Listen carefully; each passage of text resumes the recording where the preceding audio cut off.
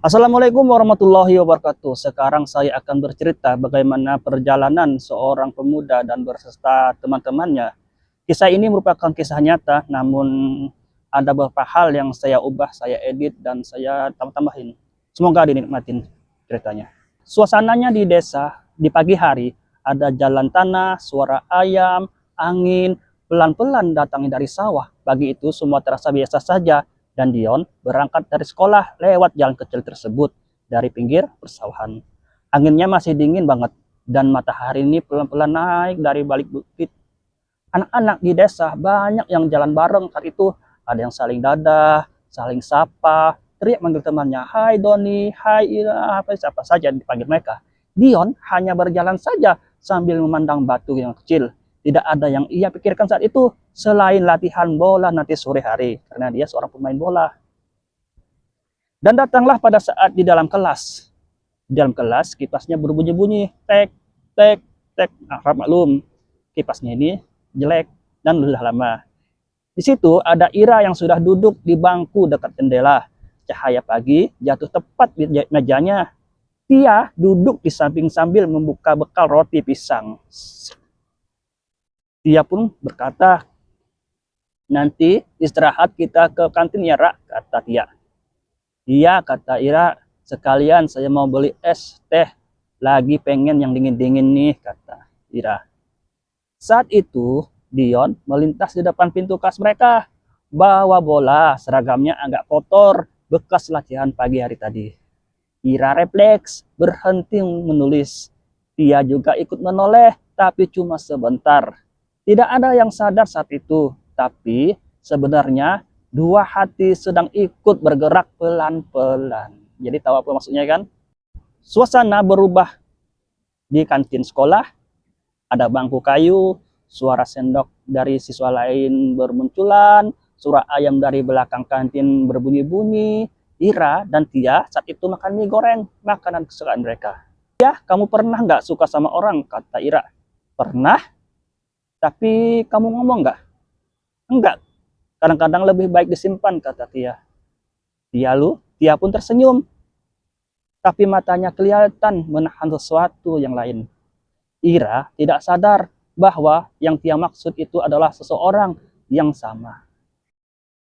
Lalu keadaan berubah pada sore hari di lapangan rumput yang tidak rata, suara bambu berdesir. Dion latihan bola saat itu. Keringatnya mengalir, tapi matanya tetap fokus. Lalu Ira dan Tia pun melihat dari pinggir lapangan. Angin sore membuat rambut mereka bergerak perlahan-lahan. "Lihat tuh, serius banget dia," kata Tia. "Iya, dari dulu begitu dia." Dia menunduk sebentar, mencoba menahan perasaan yang tidak pernah bisa dia ucapkan. Di keadaan lorong yang sepi, rak sendal, buku-buku, suara burung dari pohon, di situ ada Anissa, adik kelas mereka, keluar dari perpustakaan sambil memeluk buku. Kemudian, lewatlah Dion dan menegur kecil. "Belum pulang nih," kata Dion. Anissa pun kaget. "Belum, Kak, masih pinjam buku nih." Lalu Anissa pun buru-buru pergi. Begitu Dion tak terlihat lagi, ia berhenti sejenak dan menarik napas panjang-panjang. Di dalam hati Anissa berkata, "Andai saja kamu tahu, Kak," kata Anissa. Di situ tidak ada yang tahu bahwa Anissa juga menyimpan perasaan yang sama. Perasaan yang suka. Suasana berubah di saat malam hari. Rumah mereka di suatu desa ini agak berdekatan. Suara jangkrik mulai terasa. Kadang-kadang Dion, Ira, dan Anissa main-main bareng bertiga di luar sekolah mereka. Tapi hanya ada Tia yang melihat dari jendela rumah saat mereka lewat depan gang mereka. Ia tersenyum kecil lalu menutup gorden perlahan-lahan. Di kamar, dia membuka chat, ingin menulis banyak hal kepada Ira, tapi selalu terhapus sebelum terkirim karena ia tak bisa keluar. Akhirnya ia hanya mengetik, "Hati-hati pulangnya ya." Itu saja. Di pagi hari berikutnya, di halaman sekolah tanpa banyaknya tanda-tanda, Dion dan Ira mulai sering jalan berdua. Teman-teman menebak-nebak dan saling menggoda, mentertawakan mereka dengan gembira. Dan pada akhirnya mereka pun jadian. Hal itu bukanlah sesuatu yang mengejutkan, semua orang bisa menebak sudah lama. Di pinggir lapangan, Tia berdiri sendiri saat melihat Dion dan Ira tertawa bersama. Tia hanya menghela napas kecil. Ya sudahlah, yang penting mereka bahagia. Tidak ada yang tahu bahwa hatinya ikut patah pelan-pelan tanpa suara. Di lorong belakang sekolah ada Anissa duduk sendiri. Ia melihat Dion dan Ira dari jauh. Senyumannya tipis sekali seperti sedang menutup sebuah luka. Tidak apa-apa kok, kata Anissa, cukup aku saja yang tahu. Ternyata dia memendam juga perasaan yang sama. Di sebuah kantin, waktu sekolah, mereka berempat duduk bersama. Suasana tampak normal saja, mereka tertawa seperti biasanya. Suara gelas berbunyi dari kejauhan, suara kipas lagi-lagi berbunyi, suara ayam dari belakang pun ikut berbunyi.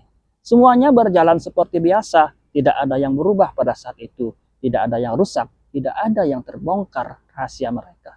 Dion dan Ira terus bersama, Tia dan Anissa menyimpan rasa yang masing-masing. Di desa kecil tersebut, cinta tidak selalu harus memiliki, kadang cukup dijaga di dalam hati, supaya tidak merusak teman sendiri. Tidak ada yang tahu, tidak ada yang curiga, tapi benar ada dua hati yang pernah diam-diam sayang. Dan cerita pun selesai begitu saja, tenang, sederhana, tapi dalam saling menjaga rahasia. Itulah kisah perjalanan seorang pemuda dan 3 wanita.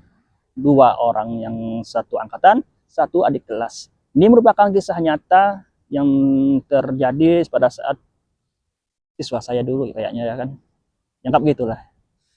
Dan sedikit saya ubah-ubah. Semoga cerpen ini ya memberikan manfaat atau faedah ya. Silahkan like atau subscribe jika kalian ingin lihat konten saya selanjutnya. Assalamualaikum warahmatullahi wabarakatuh.